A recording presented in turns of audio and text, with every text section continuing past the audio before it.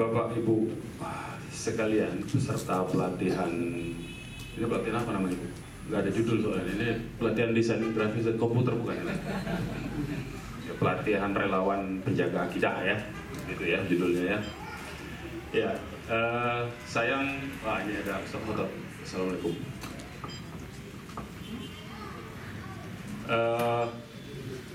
Jadi ini memang saya sengaja bawa ada PNPS nomor 1 tahun 65, penetapan presiden ya, nomor 1 tahun 65, yaitu tentang pencegahan penyalahgunaan dan atau penodaan agama ya, itu PNPS nomor 1 tahun 65. Ini sudah dijadikan undang-undang melalui Undang-Undang nomor 5 tahun 69. Jadi ini masih berlaku sampai hari ini tentang penodaan agama ya.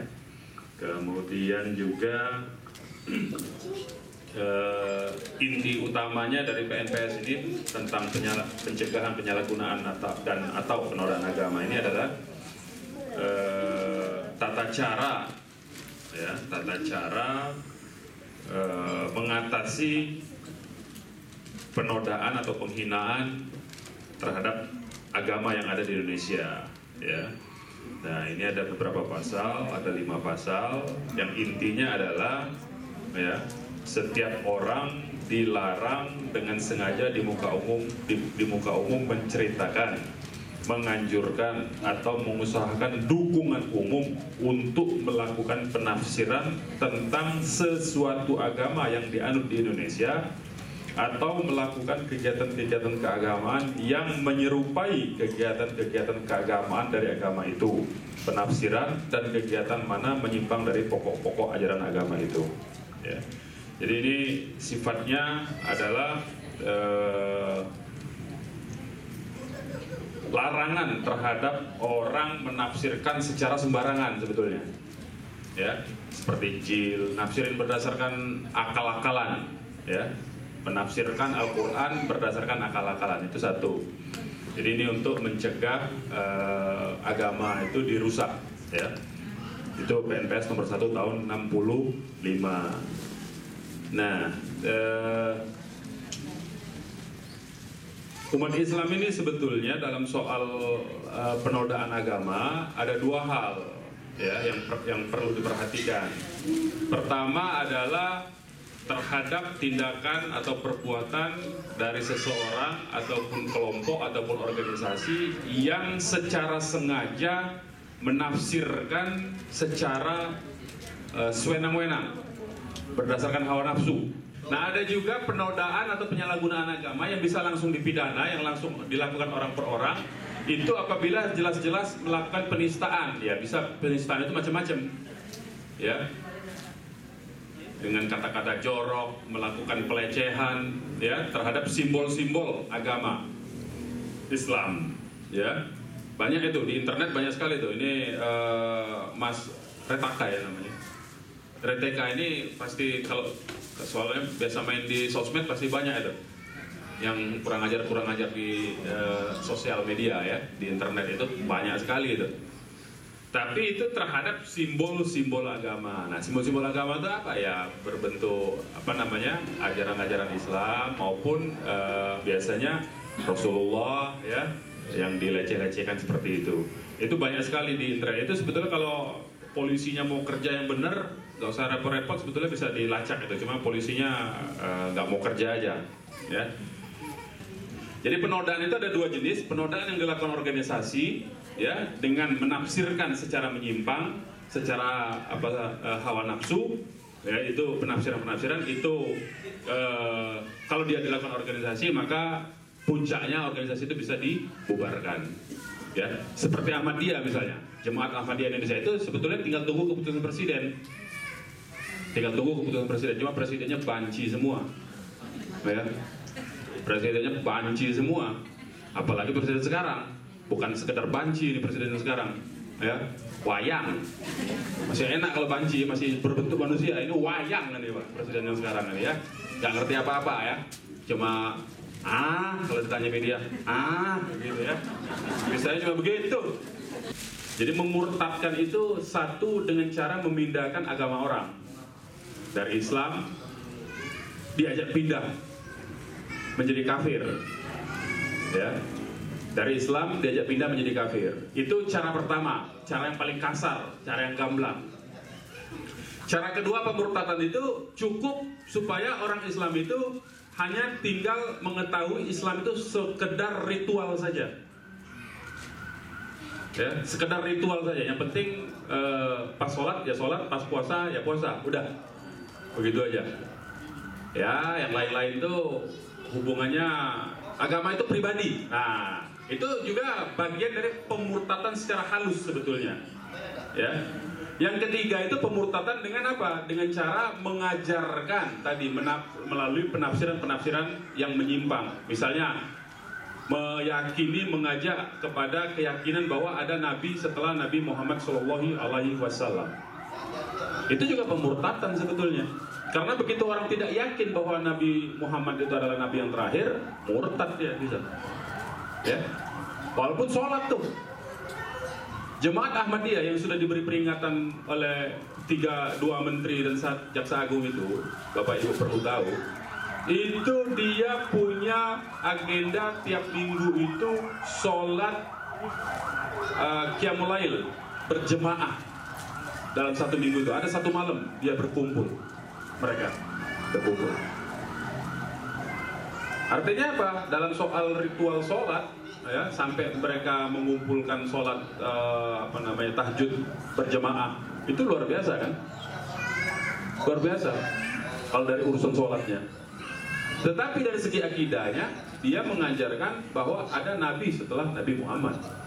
Yaitu siapa nabinya? Nabi yang India itu, Mirza Ghulam Ahmad. Ya, kalau yang pemurtadan ke Kristen itu nanti Mas Retaka ya, Reteka sudah punya pengalaman ya. Pemurtadan dengan menggunakan tetap simbol-simbol Islam, tetap sholat, tetap apa? Misalnya apa? Ritual sholatnya tetap seperti kita yang lakukan, tetapi mengajarkan bahwa Al-Quran yang sekarang itu sudah berkurang ayatnya. Seharusnya ayat Al-Quran itu adalah 15.000 ayat, tapi hanya dituliskan 6.666. Itu salah itu. Jadi Quran yang sekarang ini nggak orisinil katanya, bukan sebagaimana Quran asli. Nah, itu pemurtadan itu. Kemudian ada yang menyampaikan bahwa Malaikat Jibril itu salah menurunkan wahyunya, harusnya kepada Sayyidina Ali katanya. Harusnya bukan kepada Nabi Muhammad. Nah, itu ada juga yang begitu. Itu murtad itu. Meyakini bahwa Malaikat Jibril itu salah menurunkan wahyu, itu murtad luar biasa itu.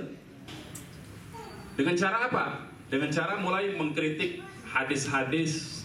Memang ada hadis palsu banyak ya, tapi mulai mengkritik posisi yang paling nyata itu adalah misalnya mulai mengajarkan dan membenci 3 khalifah dari Khulafaur Rasyidin, yaitu Sayyidina Abu Bakar, Sayyidina Umar, sama Sayyidina Utsman. Ada itu yang mengajarkan yang begitu, cuma dengan cara halus, dengan cara pengajian begini, cerita begini, sejarah. Kalau sudah mulai cerita sejarah yang mulai menjelek-jelekkan tiga orang khalifah di antara 4 orang Khulafaur Rasyidin, itu Bapak Ibu mesti waspada itu. Ya, Bapak Ibu mesti waspada itu. Kalau mulai mencerita, tapi dia biasanya belum berani secara terbuka ngomong bahwa wah ini nggak benar nih hadis-hadis riwayat dari jalur ini. Nah, itu belum berani. Biasanya lewat kritik sejarah ya. Istilah itu pembaptisan ya, karena keyakinan dari agama Nasrani ya, itu adalah kalau orang itu, pertobatan orang itu mesti disucikan dengan air ya. Bisa dimandikan secara keseluruhan, disiram air, atau bisa kalau airnya sedikit dipercikkan begitu. Nah, kalau ibu-ibu, bapak-bapak mengalami perjalanan begitu, ada percikan begitu, nah itu hati-hati itu. Memang dia tidak secara langsung menyebutkan. Nanti pengalaman beliau ini akan menyebutkan ya, akan membuktikan. Tidak secara langsung dengan mengajak pindah, tapi melalui dialog-dialog, kemudian begitu orang kepleset omongan, nah udah dianggap pertobatan. Ya. begitu. Itu pemurtadan dengan cara orang memindahkan kepada agama lain. Walaupun si orang yang dibaptis itu dengan dipercikin air atau disiram air itu, ya, tidak melepaskan kerudungnya. Kalau kita punya beberapa bukti itu, justru kerudungnya itu tidak dilepaskan kalau bagi ibu-ibu itu. Jadi tetap aja sama kerudungnya dicelupin tuh yang di Bekasi waktu itu. Benar itu. Dibikin kolamnya itu kan banyak jualan itu sekarang, yang dari plastik itu, kolam plastik yang buat kolam renang anak-anak itu. Itu ibu-ibu dengan pakai kerudung sama kerudungnya diceburin. Ya. Tapi tepukin tangan, yang nonton juga yang berkerudung. Ah, ini gawatnya umat Islam. Karena apa? Akidahnya nggak ngerti tentang akidah sebetulnya. Yang dicoba itu memurtadkan dengan cara apa? Dengan cara memasukkan definisi baru. Misalnya apa? Istilah kafir. Orang-orang di luar Islam itu, orang-orang kafir itu nggak mau disebut kafir, ya. Dan mereka mengajukan definisi baru. Yang disebut kafir itu, ini kata mereka nih. Bagi mereka, dan mereka memaksakan kepada kita umat Islam, ya, bahwa yang disebut kafir itu adalah orang yang belum punya agama, atau orang yang tidak mengakui adanya Tuhan, itu baru disebut kafir. Tapi kalau orang sudah beragama, apapun agamanya, maka dia sudah bukan kafir lagi. Kalau definisi Quran, nah bukan definisi saya, definisi Quran, kafir itu jelas orang di luar Islam. Gak usah ragu-ragu ngomong itu. Kafir itu di luar Islam, kafir. Ya, udah pasti itu. Nah, dalam soal penyiaran agama atau dakwah, ya, di sini jelas nih. Ya, di sini jelas di pasal 4-nya disebutkan pelaksanaan penyiaran agama tidak dibenarkan untuk ditujukan terhadap orang atau kelompok orang yang telah memeluk garis miring menganut agama lain dengan cara. Jadi kalau orang yang sudah beragama, menurut peraturan Menteri Agama dan Menteri Dalam Negeri nomor 1 tahun 79 ini, kalau orang yang sudah beragama itu nggak boleh. Seperti yang terjadi di Car Free Day itu, nggak boleh itu. Dibujuk-bujuk, ditawar-tawar itu nggak boleh itu. Ya, nggak mungkin orang yang lewat jalan Tamrin, jalan Sudirman itu belum beragama ya. Pasti sudah punya agama semua tuh. Nah itu justru dilarang menurut ini. Nggak boleh kepada orang yang sudah beragama. Ya. Dengan cara apa? Menggunakan bujukan dengan atau tanpa pemberian barang. Ya, baik memberi barang maupun tidak memberi barang, maksudnya itu. Memberi uang, pakaian, makanan. Kemarin kan diberi roti tuh. Nanti videonya bisa diputar kalau ada Infokus ini bisa disediakan ya. Ada roti-roti kecil itu, ya. Dan atau minuman, pengobatan, obat-obatan, dan bentuk-bentuk pemberian apapun lainnya agar orang atau kelompok orang yang telah memeluk atau menganut agama yang lain berpindah dan memeluk agama yang disiarkan tersebut. Ya. Jadi ini sebetulnya metodenya sudah diketahui dengan cara apa? Memberikan bantuan makanan, barang, ya, pengobatan, dan atau yang lainnya. Ya. Atau dengan cara apa? Menyebarkan pamflet, majalah, buletin, buku-buku, dan bentuk-bentuk penerbitan barang cetakan lainnya kepada orang atau kelompok yang telah memeluk agama. Ya, hanya saja kelemahan dari peraturan Menteri Agama dan Menteri Dalam Negeri nomor 1 tahun 79 ini tidak ada sanksi pidananya. Tetapi bagaimana cara mencegahnya? Bapak Ibu, apalagi yang sekarang ini kan sudah sangat luar biasa, mereka sudah door to door, ketuk rumah ya. Kalau nggak salah di beberapa daerah itu sudah door to door. Nah Bapak Ibu bisa fotokopikan nanti, ini insya Allah ini nanti dibagi ya fotokopiannya. Bapak Ibu bisa perbanyak fotokopinya, kasih ke RT, kasih ke RW, kasih kepada lurah peraturan Menteri Dalam Negeri dan Menteri Agama nomor 1 tahun 79 ini.